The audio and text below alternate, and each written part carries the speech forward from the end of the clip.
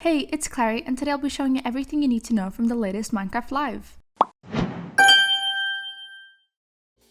Mojang is switching things up. Instead of one giant update each year, they're introducing game drops. This means we'll get smaller but still awesome updates more often. Plus, we will now also get 2 Minecraft Live shows every year. The Spring to Life update came on March 25th. It added new mob variants, like warm and cold versions of your favorite creatures. We'll also see new environmental effects, like sparkling firefly bushes, falling leaves, and even whispers of sand.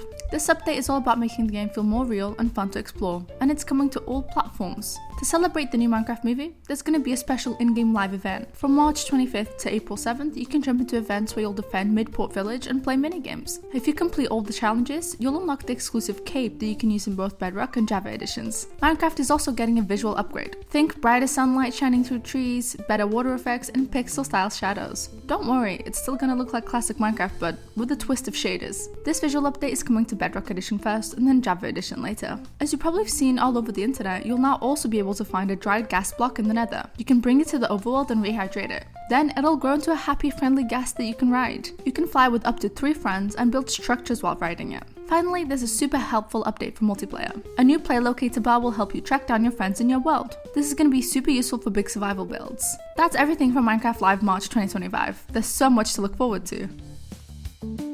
Thank you so much for watching. I hope I was able to help you set up your server. Bye guys!